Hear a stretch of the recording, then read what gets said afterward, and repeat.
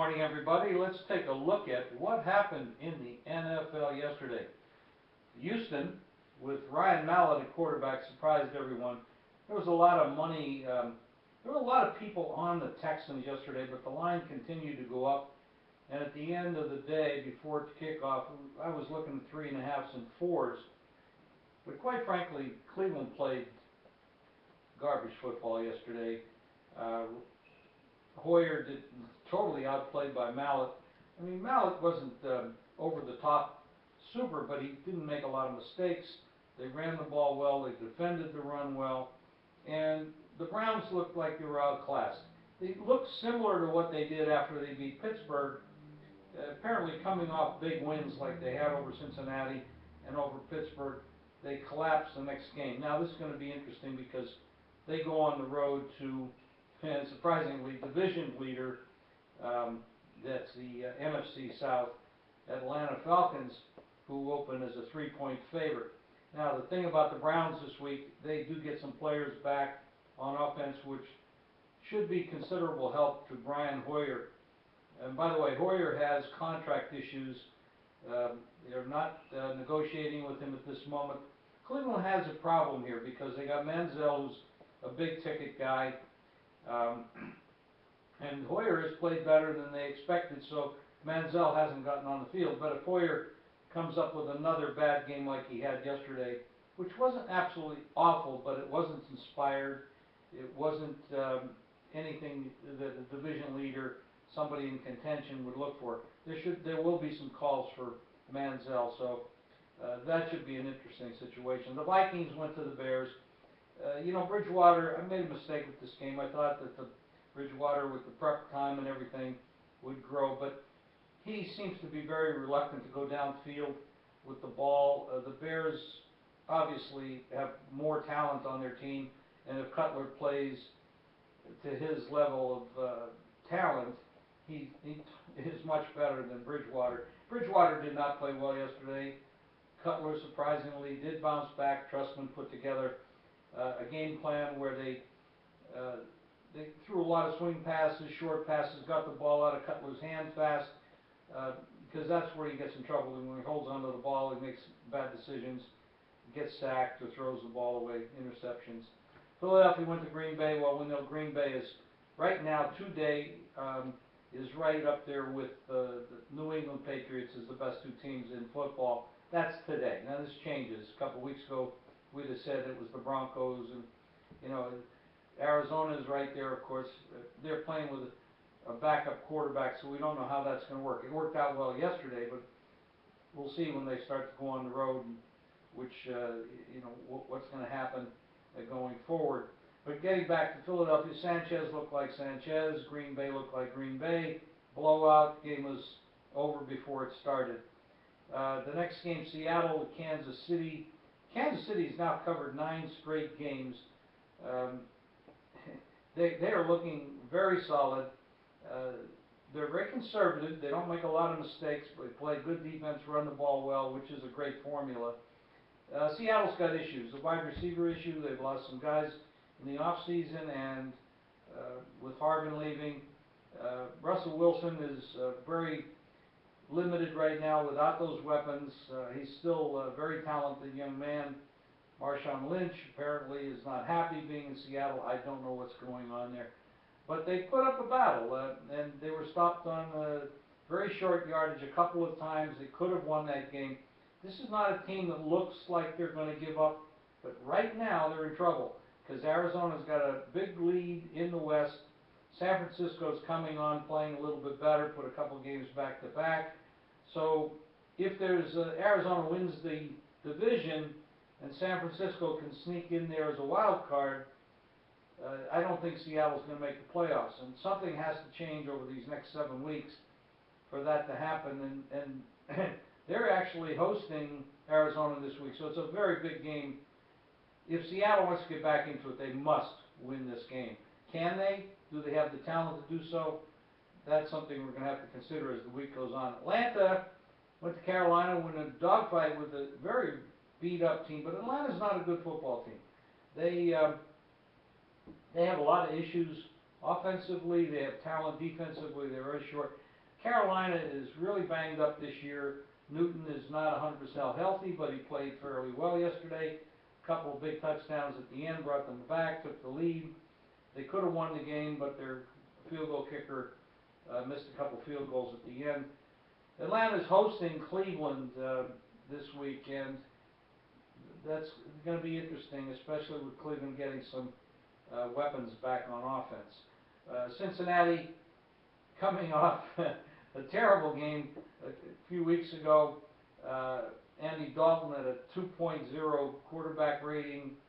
They go down to New Orleans, where the Saints' reputation and history is that they're unbeatable at home. But they haven't been playing that well this year. I mean, even when they beat Tampa Bay, they had to go into overtime. When they beat Minnesota, it was a struggle. They had one good game against Green Bay, which was a flat spot for Green Bay, and then they lost last week to San Francisco, lose this week to the Bengals. Andy Dalton had, I think, went from a 2.0 to a 143 quarterback rating in a matter of 2 weeks. Pretty amazing. Tampa Bay goes to Washington. RG3 is overpaid, overrated, and if the owner didn't absolutely fall in love with this guy, he probably wouldn't have been taken as high as he was. I don't think he's ever going to be a great quarterback in the NFL. That's my opinion. I'll stick to it. Josh McCown came in there yesterday. The great wide receiver, the rookie Evans, they did a good job. And RG3 is just not. There's a lot of cry in Washington right now. Go back to Colt McCoy, who played very well in the game that he was allowed to play. But I don't know that the owner's. I know he's a smart man, but I don't think he's going to let go of the reins here and have that happen. Denver got smashed down at the Rams. The Rams are amazing. This is a giant killer team. I mean, they've beaten Seattle, they've beaten San Francisco, now they've beaten Denver. And the win over Denver was very impressive. They shut down Peyton. Denver lost a couple players in that game, and it's going to hurt them going forward.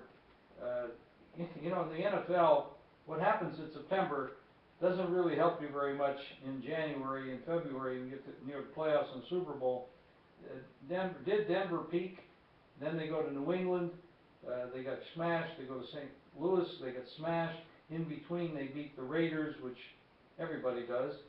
So the Rams, obviously, you know, another NFC West team that's not going to go anywhere. I mean, they're just in the toughest, one of the toughest divisions there is, if not the toughest. But they certainly are taking the money.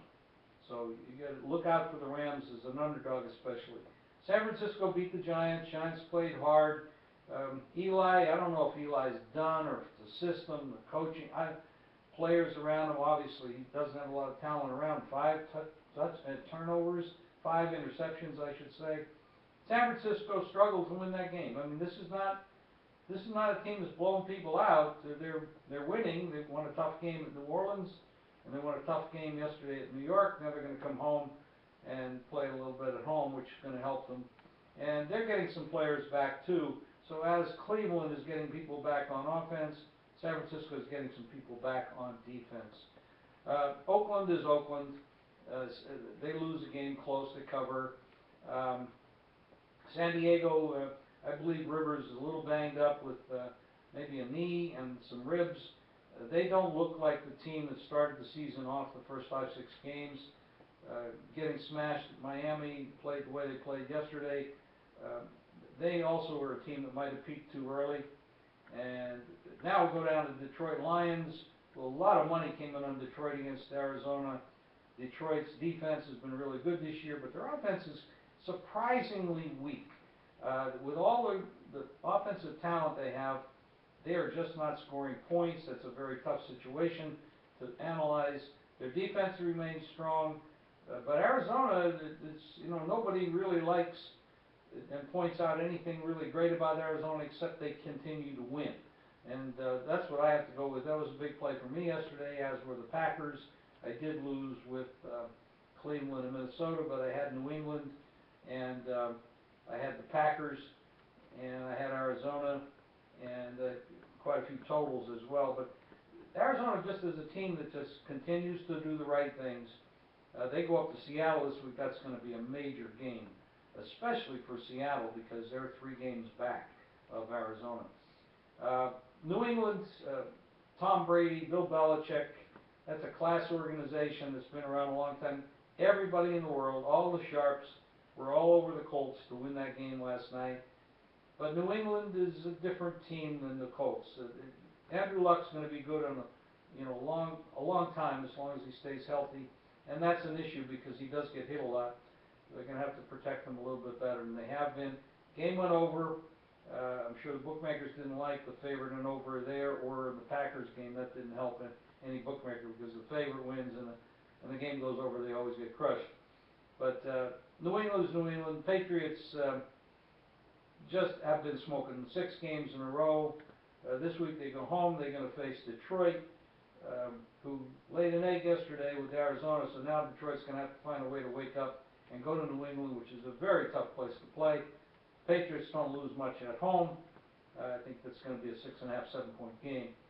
And then we're looking forward to another good week. We had a winning week at JimFeist.com, and we'd like to see you come back each and every week. Watch our videos, buy some of our picks, and we're glad that you enjoy watching these videos. Thank you very much, and we'll see you soon.